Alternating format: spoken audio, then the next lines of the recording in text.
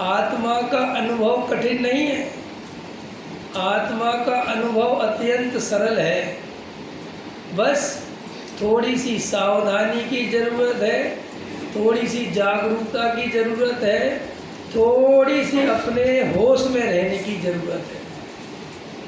आपको अपना जीवन अपने तत्व निर्णय के आधार से तैयार करना है।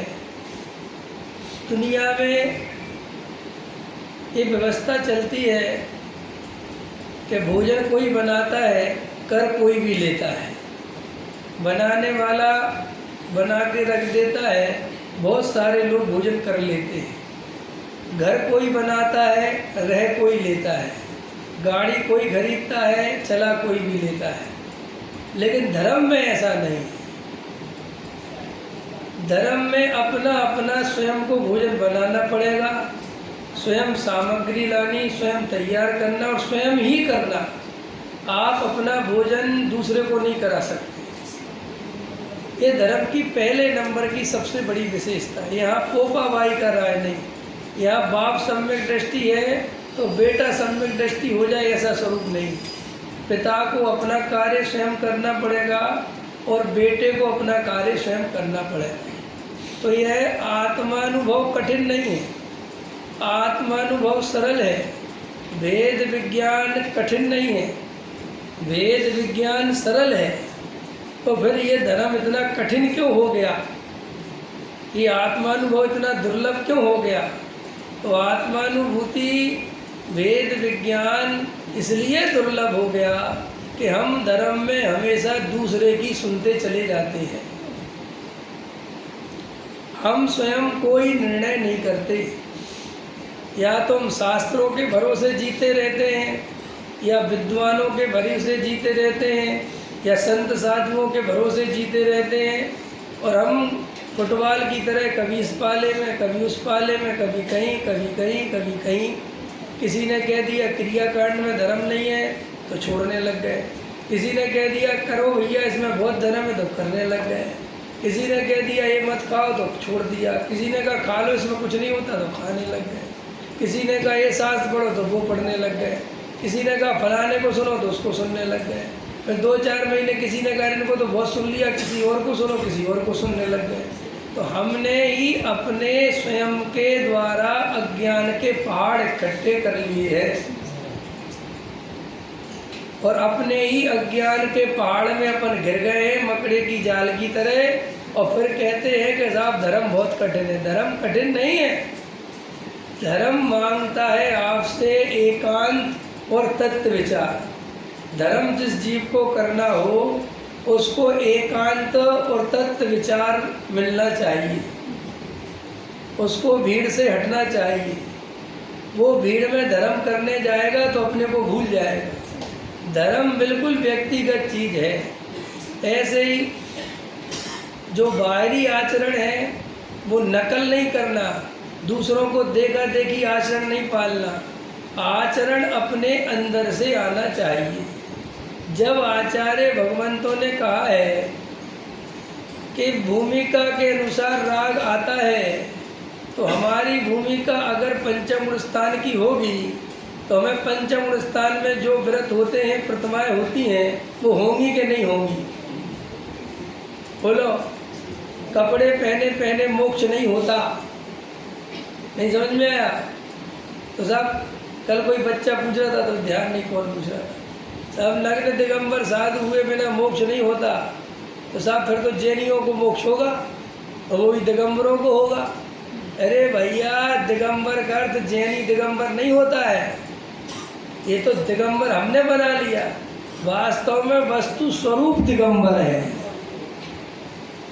समझ में आया ना? ये अपन थोड़ी दिगंबर दिगंबर है, ये तो वस्तु का स्वरूप दिगंबर है। मतलब क्या है? भाई श्वेतांबर है, वे कहते साहब कपड़े पहने पहने मोक्ष होता है, हम कहते नहीं होता है। ये जो बहस की बात नहीं है। अपन गहराई से देखें, जैसे कोई जीव 5वें गुण स्थान में जाता है तो उसका स्त्री पुत्र मकान दुकान का राग टूट जाता है कि नहीं टूट जाता? कसाय कमजोर हो जाती कि नहीं होती? और जैसे जैसे शुद्धि की वृद्धि होती है तो 7वीं प्रतिमा ब्रह्मचार्य आ जाती, 8वां आरम त्याग, अनुमति त्याग, ये सब बढ़ती जाती ना। तो क्रम से वो प्रतिमाएं बढ़ती हैं। तो बढ़ती काय के आधार से कि अंदर जब आत्मा का रस, शुद्धोपयोग की धारा, शुद्ध परिणति, जब शुद्धि की वृद्धि होती है तो बाहर में राग टूटता है। ऐसा वस्तु का स्वरूप है। वो राग तोड़ता नहीं है, वो तोड़ने के लिए कुछ करता वरता नहीं। जैसे लड़की ससुराल में गई तो मायका धीरे धीरे भूलती चली जाती है। तो जब मायका भूलने के लिए क्या करती है? अरे तुम लोग तो आई हो सब मायके से, क्या किया अपने मायके से भूलने के? कुछ भी नहीं किया। ससुराल बढ़िया होना चाहिए, बस एक ही शर्त है। अगर ससुराल बेकार हुआ तो फिर मायका याद आएगा। लेकिन पति बहुत अच्छा मिल गया, सास ससुर बहुत अच्छे मिल गए, इतने अच्छे मिल गए कि बहुत ही अच्छे, तो देखो लड़कियां तो अपने माँ बाप को भूल जाती है, सास ससुर को ज़्यादा प्रेम करने लगती है। समझ में आया?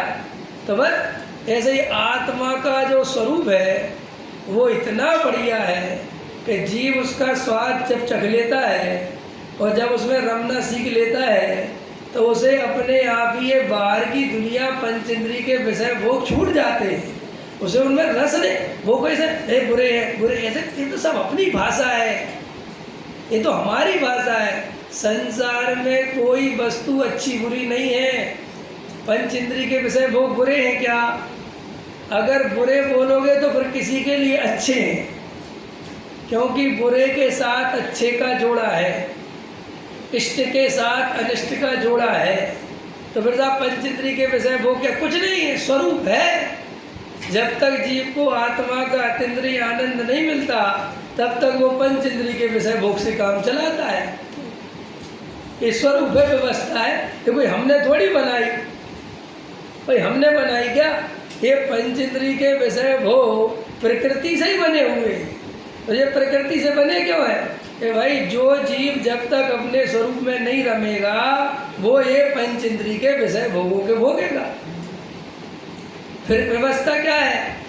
ऐसा वो व्यवस्था ये है कि जब ये जीव अपने आत्मस्वरूप को पहचानेगा, सम्यक दर्शन आदि की प्राप्ति करेगा, तो श्रद्धा में श्रद्धान हुआ, ज्ञान में आत्मज्ञान हुआ, और चारित्र में जब तक रमणता नहीं होगी तब तक विषय भोगों में प्रवृत्ति तो होगी। लेकिन श्रद्धा में उसे ये निर्णय हो गया कि इन भोगों में वास्तविक सुख नहीं है, क्षणिक सुख है, और ये क्षणिक सुख भी जो है बंध का कारण है, संसार का कारण है। और मेरे आत्मा में तो शाश्वत सुख है, अतीन्द्रिय सुख है, और सदा काल रहने वाला है। ये इंद्रियों के सुख जो है ये क्षणिक है, कर्मोदय जन्य व्यवस्था है, पराधीन है। समझ में आया? बंध के कारण है, इसलिए ये दम नहीं है। तो श्रद्धा में सम्यक दृष्टि को निर्णय हो गया तो वो पंचेंद्री के विषय भोग दृष्टि की अपेक्षा भोगना नहीं चाहता। काहे की अपेक्षा? श्रद्धा की अपेक्षा, दृष्टि की अपेक्षा भोगना नहीं चाहता। लेकिन उसको आत्म स्वरूप में रमणता नहीं है।